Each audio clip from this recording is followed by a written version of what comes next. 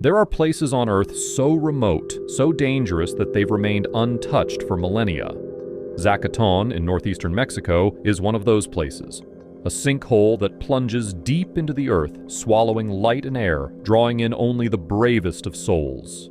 It's here, in the depths of this mysterious abyss, that two legendary divers, Sheck Exley and Jim Bowden, sought to make history. But only one of them would return alive. Sheck Exley was born on April 1st, 1949, in Live Oak, Florida. From a young age, he was fascinated by the mysteries of the underwater world. Growing up in Florida, he was surrounded by natural springs, rivers, and caves, perfect conditions for someone with an insatiable curiosity and a desire for exploration. By the time he was 16, Sheck had already started diving, and it wasn't long before he discovered cave diving, a niche within the diving community that involved exploring submerged cave systems. It was love at first sight for Sheck, and this newfound passion would drive him for the rest of his life. On June 29, 1968, Sheck and his younger brother Edward drove to one of their favorite swimming spots, Wakulla Springs, located about 14 miles south of Tallahassee. It was a sweltering Florida summer day, and the springs offered a cool respite from the heat. But the Exley brothers weren't just there to swim, they were there to push their limits. At only 19, Sheck was already becoming known around local dive shops as a bit of a phenom. The local dive community spoke of him in almost mythical terms. Claims that he could extend the life of an air tank longer than anyone else, that he could descend to depths that would leave other divers unconscious. Wakulla Springs was one of the places where Sheck's reputation was built. There were signs in the parking lot warning that scuba diving was strictly prohibited, so the brothers would free dive instead, challenging each other to see who could dive deeper on a single breath. On that fateful day, Sheck had brought along a new piece of equipment he was eager to test, a depth gauge worn on the wrist. This would give their competitions a new level of precision. After easing into the warm waters, Sheck and Edward swam out to the deeper parts of the springs. They took turns diving with the depth gauge, each trying to outdo the other. When Edward logged a depth of 42 feet, Sheck returned with a reading of 50 feet. Determined to best his older brother, Edward took several deep, fast breaths before filling his lungs and slipping beneath the water. Sheck watched as Edward descended, knowing he had gone deeper than ever before. But as Edward began his ascent, something went terribly wrong.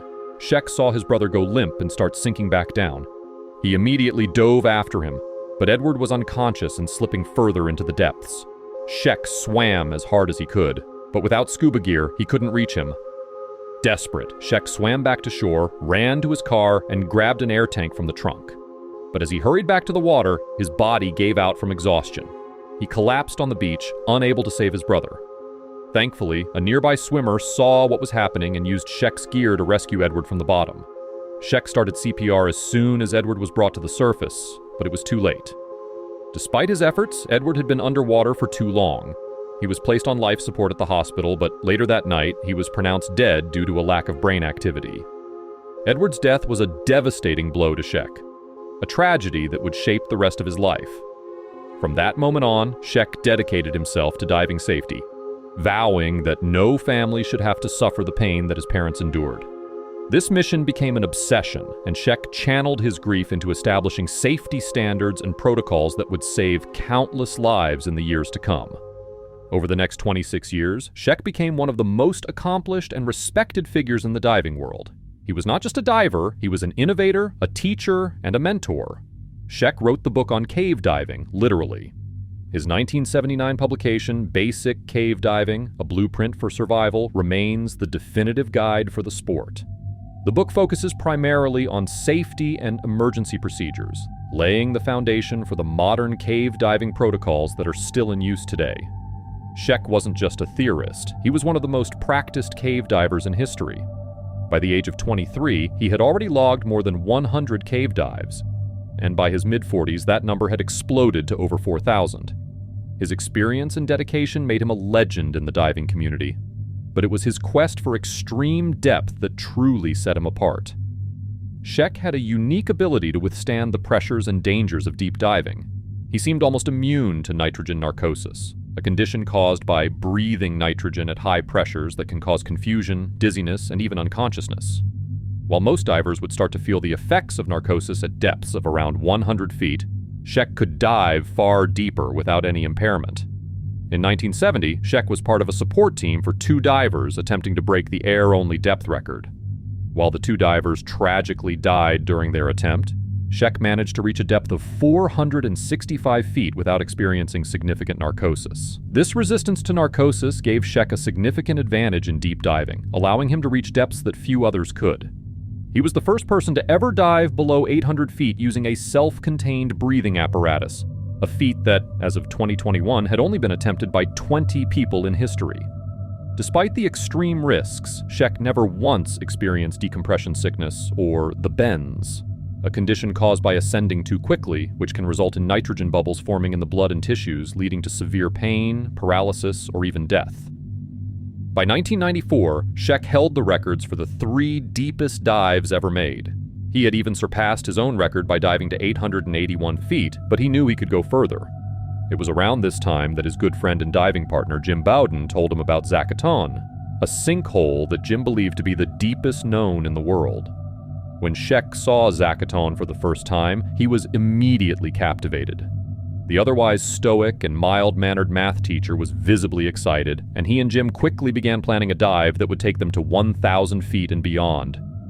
Jim Bowden, Sheck's close friend and fellow diver, shared that same unyielding passion for exploration.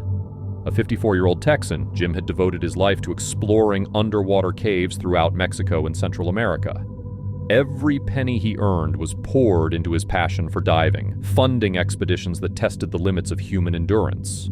For Jim, as for Sheck, diving was not merely a hobby, it was a calling, an obsession. He was known for his methodical approach to diving, his attention to detail, and his ability to remain calm under pressure, qualities that made him one of the best in the world. The year that followed was filled with meticulous preparation. Sheck and Jim examined every detail of the dive, from the type and blend of gases they would use to the equipment they would need to operate safely at such extreme depths. They conducted practice dives to ensure they were both physically and mentally prepared for the challenge ahead.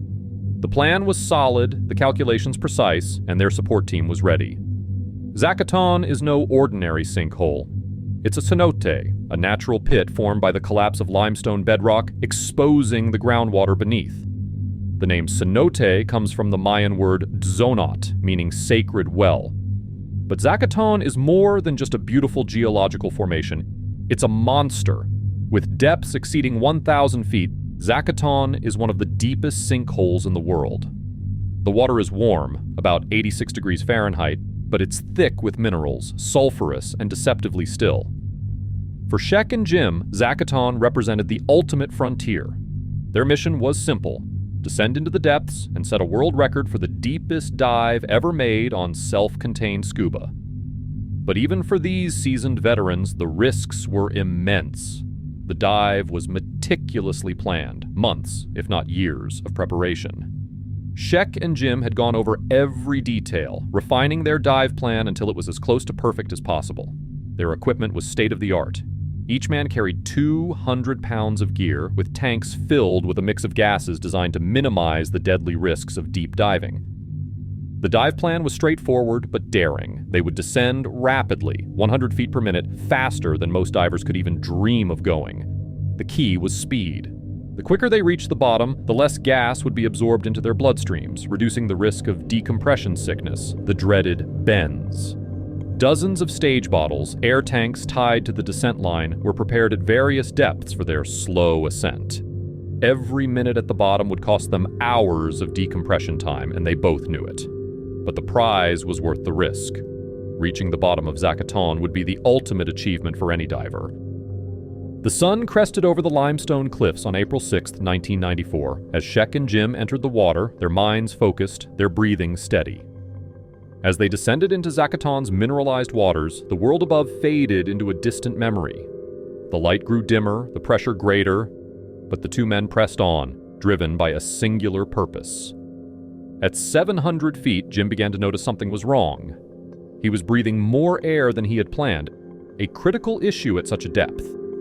He checked his gauges and realized his air supply was depleting far faster than anticipated.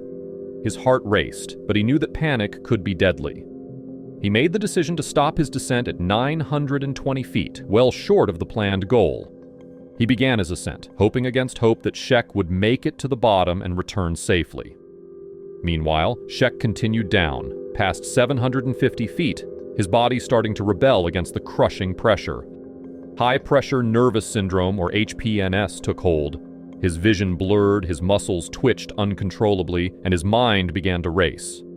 But Sheck was no stranger to danger. He had faced these symptoms before, and he pushed through, determined to reach the bottom.